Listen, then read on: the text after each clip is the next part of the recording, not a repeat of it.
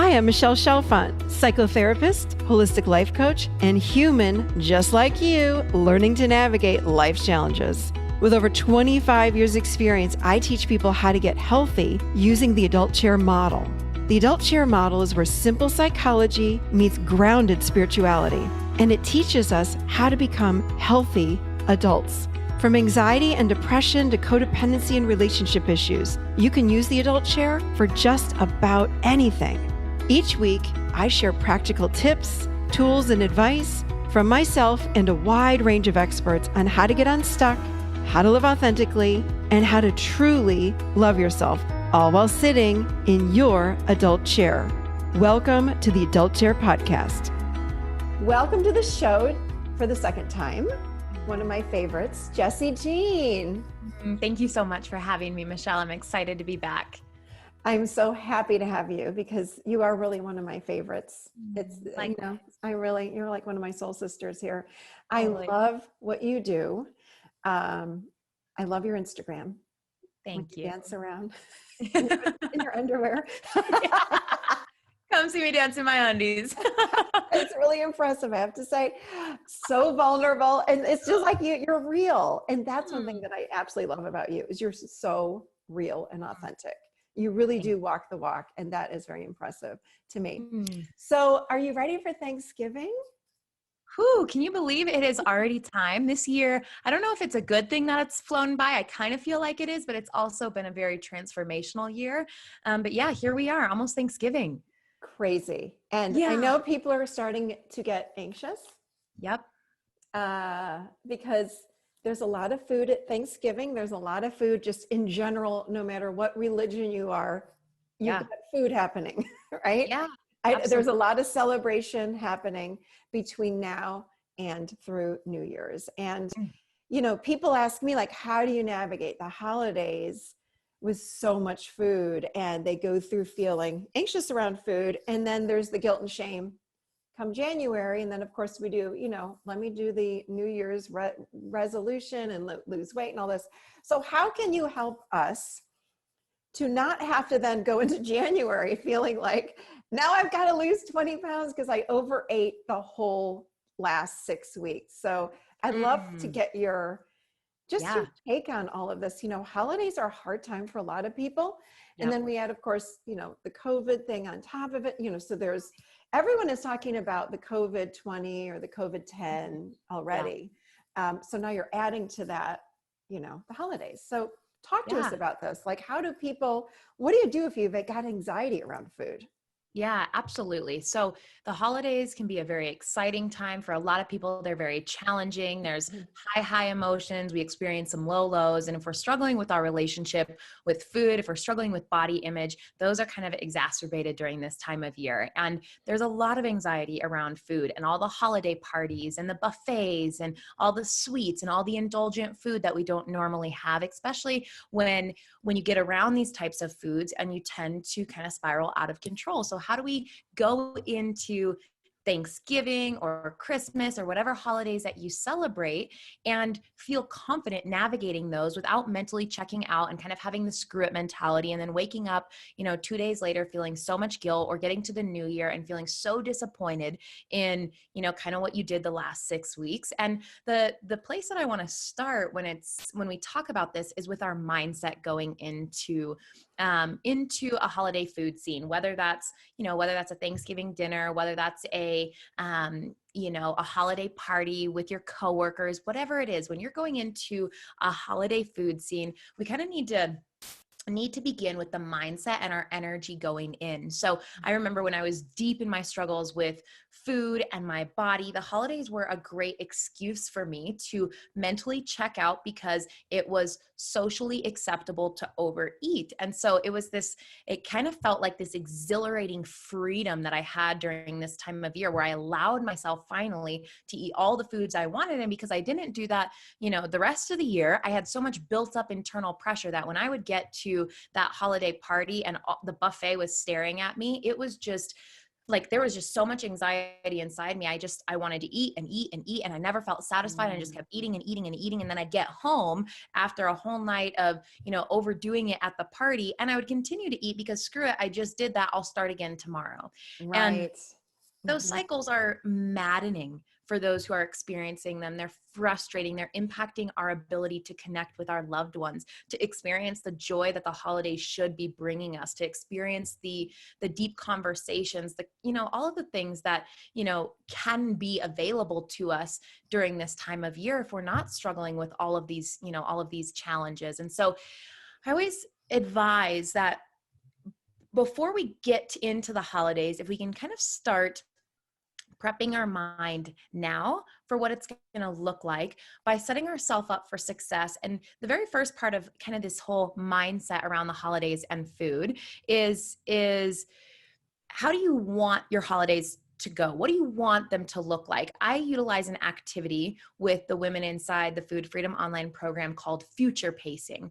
And it's just a journaling activity. And I advise them very strongly during this time of year to utilize this journaling activity to map out what we want the holidays to look like. So before you even start worrying about the details of how you're going to navigate food, let's figure out, what does it mean to you? Like, what does these holiday parties mean to you? What do you want to take away from them? What's the purpose? Okay, if it's Thanksgiving, what's your purpose going into this dinner? Is it that you really want to connect with this aunt you haven't seen in a while, or you really want to be present with your kids, or you really want to catch up with one of your old girlfriends who you haven't talked to in a year? Like, what's your intention going in? Set your intention going into these events.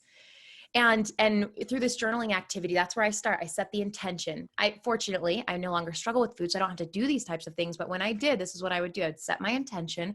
What's the purpose of this event? Because I would obsess about food, and I wouldn't even think about the fact that I was going to, see my parents who I haven't seen in the last few months. And so going in, we set an intention, and then we also map out kind of what would our ideal situation look like if we could write a script for how Thanksgiving or how this holiday party or how Christmas or how New Year's Eve would go, and it would be our ideal situation. What would we write? Let's envision it. So that's what future pacing is. It's kind of like writing a screenplay for a future event so we can rehearse it mentally before we get there. And so this is this is where I like to start, is envision what's the ideal Thanksgiving look like without this aunt who's always talking about her diet, or without, these old uncomfortable feelings coming up. Because a lot of times we focus on the things we don't want to create because we get anxious over those. Right.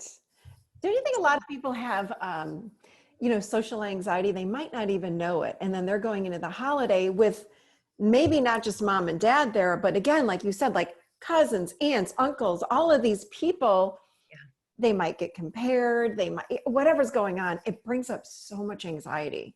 Yeah. So 100%. So what do you say to people that are, again, I know you're going through a list, but do you think that I would think the intention would be really helpful even in that arena? Because it's like, okay, who cares if you get compared to cousin so-and-so?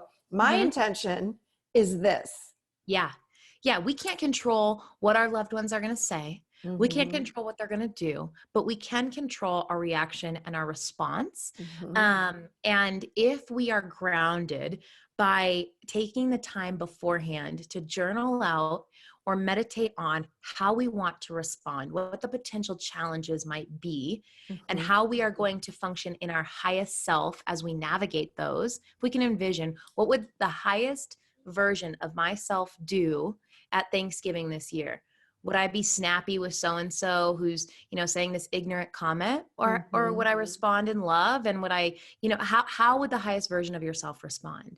Now, with that anxiety, I think preparation is the key to kind of minimizing the anxiety that we experience. And when it comes to the food situation, I love this strategy. And this is a tangible, I think that everybody should take this, should utilize it. I think it really helps reduce anxiety. And I'm all about tangible takeaways. And this is my build a plate strategy. And so what I recommend is when you go into a social situation or when you go into a party, instead of mindlessly grazing, because I think that's where a lot of us start to feel out of control and where we start to, gain weight that we don't want to. Instead of mindlessly grazing, when you get into a party, the very first thing you should do is, what's your intention? It's probably to see the people that you're going to hang out with.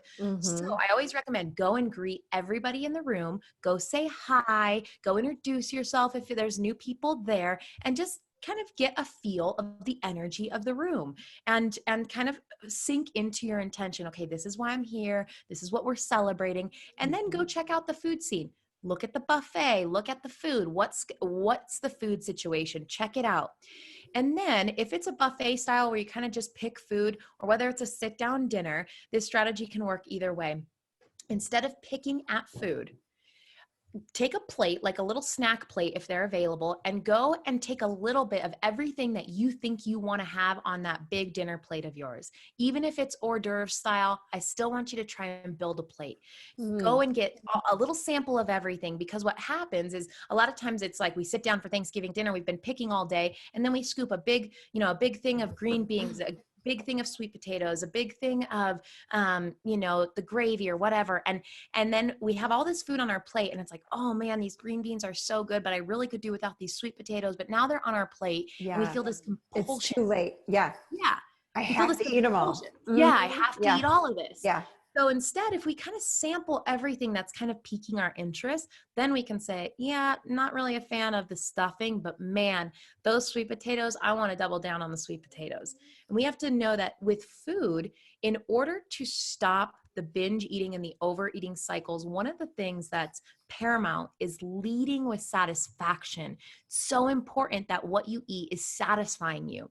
So you build this plate, and instead of mindlessly grazing, you have your little snack plate, go sit down, talk with somebody you're sitting next to, enjoy the little snack plate. And then now you kind of have a flavor, a sense of all the foods that are there. Now, when it's time to go build a big dinner plate, go and get a big dinner plate of all of the things that you actually know you're going to enjoy. Get a good serving and then sit down and be present with your food and just tune into your 5 senses. You can just do this in your mind. Okay, what do I see? What do I smell? What do I hear? What do I taste? What's the texture? And that right there is pretty much the definition of mindful eating, which will help you break the cycles of binge and overeating. So you build that plate, you enjoy that food, and then you get up. And if you want seconds, go get seconds, totally fine, enjoy it. But when you're done, be done. Don't keep picking mindlessly. Go and get back into conversation, go mingle, go hang out. And then when it comes time for dessert, do the same thing. Do not be ashamed to go and cut a little corner of that brownie, a little slice of that pie, because you want to see what you really want. I do the same thing. I get a little sample plate. I'm like, yeah, could do without the key lime pie. I want 2 of the pumpkin pies. So, Yep. I love that's that. the build a plate strategy. I love that. Build a plate. And it's just a way for us to be able to navigate without this mindless grazing. And we need to not feel guilty for sitting down and having a big plate of food in front of us, because the reality is when we do all this mindless grazing, it's building anxiety, and we're eating just as much as we put on a big plate, but it's not really registering satisfied. If you've ever had that experience where you're physically full but not satisfied, that's a problem. Yeah. And I think that when you're talking about this, I'm like, that's such a great idea. Because then when you sit down to have the big plate, you're probably going to be kind of full or more satisfied because you've been picking. I know if I'm going out to eat, before I leave the house, I'll have like 5 almonds, or I'll have like some gluten-free crackers with almond butter, like 4 or 5 of them. So then when I sit down to dinner, I'm not like ravishing, and I'm not going to eat a ton of food that I shouldn't be eating. But I eat what I want to eat, and I'm just not overeating. So I love this. This is so good. And I love what you said about that too, and this kind of goes back to not saving our calories or hoarding calories. Big Thanksgiving dinner, or hoarding our macronutrients, if you track macros for that holiday party, because that's what happens if you, and I strongly advise against this. We want to have a good breakfast. We want to have a good lunch. If we go into these dinners ravenous, we are going to eat more than we normally would. We need to have Right. a balance of food throughout the day to regulate blood sugar levels, to regulate like our cognitive functioning. And so that we go in and we're balanced and grounded and not obsessing about the food. Exactly. That's why I eat. I like to eat every couple hours. Just take a little Mhm. handful of something, not these Yeah. giant meals, because then my blood sugar plummets and I'm exhausted. Hmm. What if I'm at Thanksgiving and I'm triggered and I'm finding myself like truly like not able to stop eating, and I just and I'm obsessing? Then what do you do about that? Yeah. What to do during a binge or during overeating, or say you have Yeah. somebody who's a food pusher. We all Mhm. know some food pushers at the holidays. Well, I made this just for you, or please Yes. try it. And you're like, Yeah. uh. So Yeah. yeah, how Yeah. do you navigate that? So the first thing is, it can feel, if for those of us who are people pleasers, it can Yeah. feel very hard to say no. Hmm. Um, and what I would the first thing I would say is, I would challenge all of you listening who are resonating with this to practice being unapologetic in your decisions with food. Mm. It does not matter if Yeah. Aunt Susie said she made this for you. You can say, if she's pushing food on you, you can say, "Hey, thank you so much. I might try a little bit of that later. How's such and such going in your life?" Like, just come Mm. back with a different question, change the Yeah. Change subject. the subject. Mhm. And don't feel compelled that you Mm. have to say yes. "Well, come on, please try it." "No, thank you so much. I might have a little bit of it later, but tell me about, whatever." And just be firm in your decisions, be unapologetic in your decisions, because the measure in which you show self-respect is Hmm. you teach people how to respect you by the way that you respect yourself. Mm. People are well intentioned, but those types of things, if we don't respect ourselves, we will get pushed over. And so if you wind up, to get back to your question, if you wind up in the middle of an episode of eating where you feel out of control, Hmm. simply, we need to give ourselves grace. The holidays are a very triggering time. Emotionally, it might Yeah. bring up a lot. And if you catch yourself in the middle of doing something with food, that's a beautiful thing, to have that awareness of, I'm doing something right now that I would really prefer not to be doing. And Hmm. instead of judging myself, I'm going to make it my goal to regulate kind of my emotional response right now and bring Hmm. myself back down. And we can do that simply by taking a few deep breaths. Okay, here I am. I'm on my third piece of pie. I'm not feeling good about this. But instead of letting that kind of emotional thermometer, our emotional temperature, start to increase and get more and more frustrated or anxious, or feelings of defeat or shame, Hmm. just take a deep breath. Mm. Mm. And again, checking in with the five senses is a grounding technique. So just Hmm. ask yourself, go through your five senses. What do I see right now? Just look around. And this can be a great time to get up, go for a walk around the block, kind of excuse yourself, go to the bathroom, take 10 minutes, excuse yourself, kind of take 30 deep breaths. Hmm. I really like triangle breathing, which is inhale on the up slope, exhale on the down slope, a pause at the bottom. So Hmm. pause, Mm. inhale, exhale, pause. Yeah.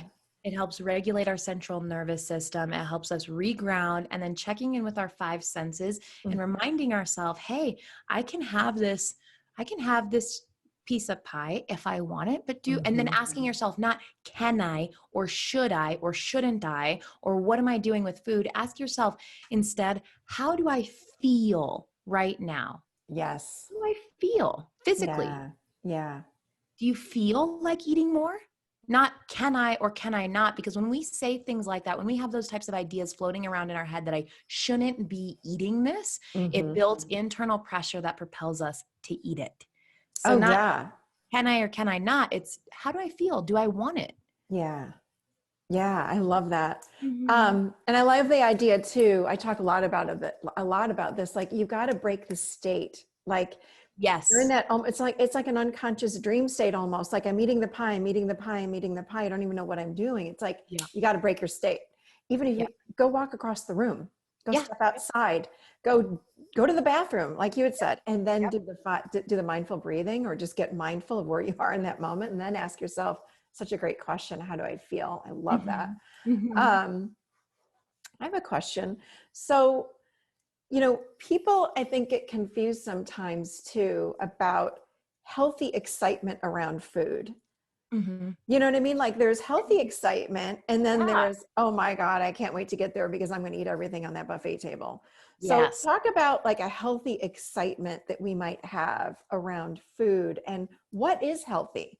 Yeah. I don't know that people exactly know, like, oh my God, my mouth is watering as I'm watching them carve the turkey or make that pumpkin pie or whatever. Mhm.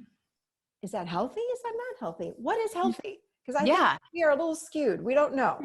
Yeah, no, and diet culture has really confused us into knowing Yes. how to trust our body. Yeah. Um, but yeah, to know whether or not you have a healthy relationship with food, there's just a series of a few questions that you can ask yourself, and Mm-hmm. that is, do I ever feel a sense of a loss of control? Do I ever feel like somebody's, like this outside force is driving me to eat? Do I ever feel guilt or shame or fear Mm-hmm. around food? Do I Mm-hmm. sometimes eat in secret? Yeah.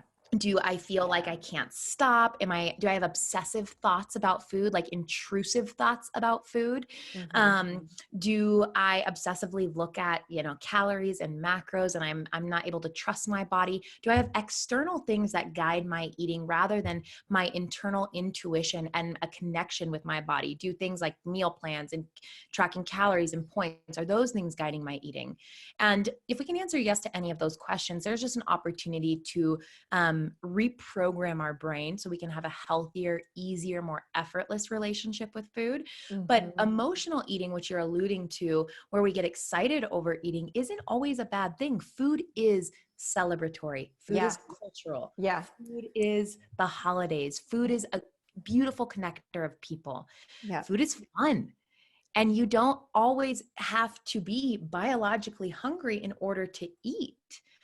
I am not always biologically hungry when I walk into the kitchen, but we're baking something and I get a whiff of what we're baking. It's like, I'm going to start salivating and craving that. That's not unhealthy. It's natural. Yeah. But That's it's really when, good to know. Yeah. Mhm. Because I think Yeah. people are a little confused by that. Yeah. It's just when it's the obsessive, like Mhm. I'm planning my life around food.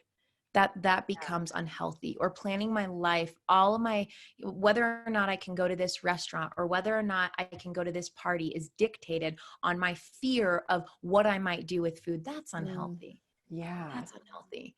Okay. That's really good. Mm-hmm. Talk about what's your opinion about being on a diet versus healthy eating? Mm-hmm. Yeah. So the research is clear that when we are on when we are pursuing intentional weight loss, it is a very ineffective Mm-hmm. approach to healthy living. In fact, what we see in the research is that dieting correlates with weight gain Mm-hmm. over time. Yeah. And so healthy living is about tuning in with our body. It's about reprogramming our brain. If we were born as natural intuitive eaters, where when we're hungry, we were able to, cry as a baby. We would hopefully get fed by our caretaker. When we were full, we would lose interest in food. Mm-hmm. Now, if you are full and you don't lose interest in food and you feel like you can't stop even though you're physically full, Mm-hmm. then you have programmed in Mm-hmm. kind of this brain wiring glitch, this habit pathway that is self-sabotaging, it's unsupportive, it's very frustrating, it's very cyclical in nature. And fortunately, we have the tools and techniques where we can reprogram the brain so that we're no longer in these cycles. We can get back to this healthy, natural, intuitive place where our bodies are amazing. They want to be at a healthy weight naturally. Yeah. But when we are forcefully white knuckling it through dieting, we Mm-hmm. might be able to lose weight in the short term. But how many of you have dieted and then weight rebounded, gained all the weight back and maybe even more, and then felt Mm-hmm. discouraged and defeated and dieted? How many diets have you been on? That should Yeah. be proof that it's Yeah. not working. Doesn't work. Mm-mm. No. Really So, changing the way you're living in general. mhm, That's 100. how I mean, that's how I think that you would maintain it, in my opinion. Oh, I've done yeah. some of the dieting too, and it's like, you just can't, it doesn't work. Mm-mm. The It's all starts in the calorie, mind. well, you did the calorie restricting, and Yeah. yeah, I mean, I've tried that, and it's like, yeah, you lose the weight and then boom, it just boomerangs right back so quickly. Yeah, and it's so defeating and it messes up your metabolism and then you're hanging Yeah, on to all this excess weight because your metabolism is now functioning slower. So it's a very um yeah, it's a very defeating process. yeah, you can't Mhm. maintain it. Mhm. And plus, I think when you take something away, there's the thinking that there's a lack, and that triggers something inside of us. It's like, what do you mean I can't have that? Mhm. That like trips us out in the brain. It's like, well, I want to have that. Well, you Right. can't. And it's Right. so constricting. Then we sneak it, it's like, it Mhm. just does not work. So I really love the idea. And I'm glad the research supports my belief. Mhm. Yeah, Dieting does absolutely. not work. Well, what? You tell yourself you can't have something, you want that thing You 10 want it times even more. more. It's like, Yeah. don't think of the purple elephant. And all of a sudden, that's all you think about: purple elephants, right? Yeah, exactly. So what do you say to somebody that now, let's move through the holidays, and I've Mhm. sabotaged myself, and now I'm in January, and oh my gosh, I've gained 15 pounds. Mhm. I'm riddled with guilt and shame, and what did I do wrong? And I'm mad at myself. What do you say to someone now in January that is sitting with Mhm. these feelings inside? And I'm such a screw up, et cetera, et cetera, et cetera. Yeah. So I would say maybe let's have a heart to heart with ourselves. Mhm. Ask ourselves how many more years do I want to continue in these cycles? Mhm. And am I willing to work on healing my relationship with food so that I can not only have an easy and effortless relationship with food, but I can eventually also have confidence in my body, in myself, without being on these cycles? Am I willing to do the hard work and pursue healing my relationship with food as the as my primary goal, instead of jumping on this 30-day challenge or this 8-week challenge to lose all the holiday weight? Am I willing to start where it matters and uproot this struggle from the root so that I can have it all? I call it mountaintop living, where not only you have an easy, effortless relationship with food, but you also are able to feel confident in your own skin. But it starts with reprogramming your brain. Mm, And asking yourself, am I going to just get on this diet bandwagon again, knowing what I know from my own experience? Am I going to do this to myself again, or am I willing to radically accept where I'm at and take this this path of radical self-compassion and love and pursue truly healing? Maybe this could be the year that I heal from the inside out once and for all, because once you heal and reprogram your brain, you lifetime of food freedom and body liberation and confidence in your own skin. But it takes a willingness to divorce your addiction to dieting. yeah, I agree. What a, Mm-hmm. I know, because I've seen you on Instagram what you do, but in case people have not seen you, what's your take on exercise? Mm. I know what it is, but let everyone else know. Yeah, I think exercise is an amazing thing.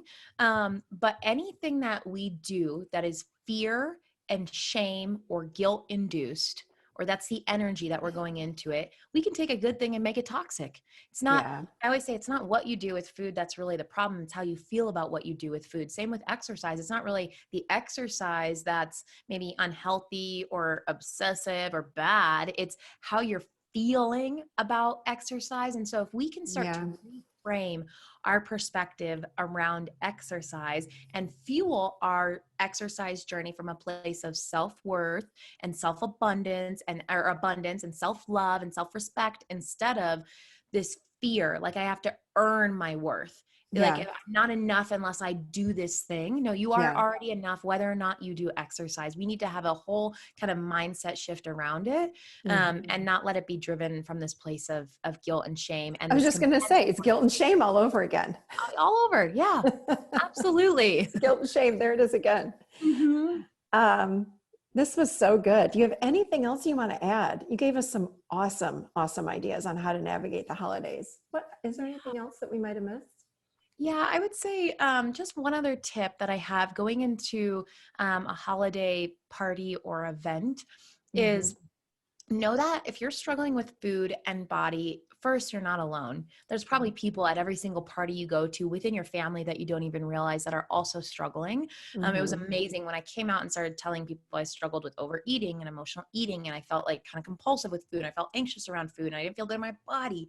There were so many people right next to me who said, "Oh my gosh, me too. Thank you for sharing that." So one, I want you to know that if this is a situation, you are not alone, and you also Mm-hmm. need support in that your struggles with food and body will not be healed in isolation. You have to start coming out and telling people that you trust, whether that's a professional, whether that's a trusted loved one. You have to bring the struggle out of isolation and into the light. And if you're going to a holiday party and you're feeling anxious, I always recommend having a safe person there that knows what's going on, that knows your story, that knows maybe some of the challenges that you're navigating or the fears or the anxiety, so they can kind of be an anchor.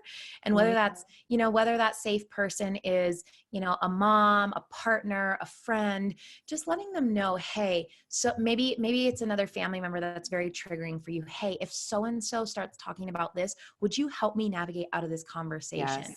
Mm-hmm. Or if, so-and-so brings up this thing, or if Aunt Susie's pushing food on me, would you help me as I try and navigate? This is what I'm going to do. Mm-hmm. And also having someone who you can ask, like, hey, would you mind just pulling me away and going on a walk with me around the block kind of midway through this party, or just taking me out and just checking in with me to see how I'm doing?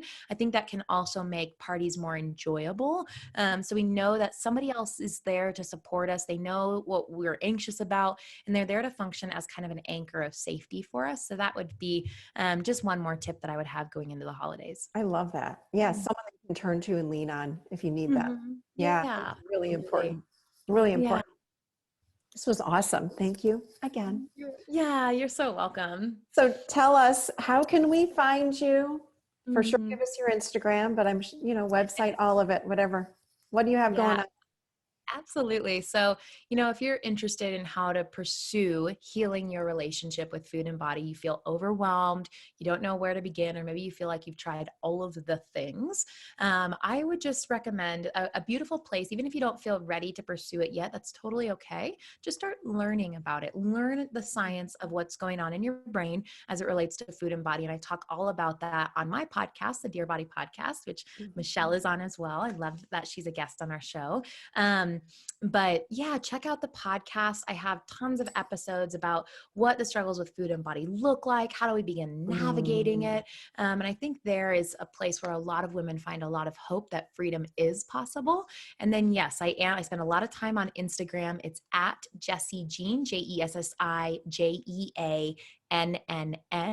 And then the Food Freedom Online Program is the place where I pour my heart and soul. This is, I feel like it's my moral obligation to help women who are struggling in their relationship with food find freedom through brain-based mental reprogramming tools and techniques. And you can check all of that out at risewithmeco.com. You'll see the podcast there, the Food Freedom Online Program, our 4-month online program, and all the other stuff that we do. So that's where I spend my days. I love it. You have a lot of great stuff, no doubt. Thank you. Thank you good. so much. I love seeing you. Happy holidays to you. You as well, Michelle. Enjoy your holiday season. Thank you. Thanks so much. I'm sure I'll see you soon. All right, everybody. Thank you so much for tuning in today. Please, for sure, check out all of Jessi Jean's wonderful offerings. And I'll see you next week, seated right here in the adult chair.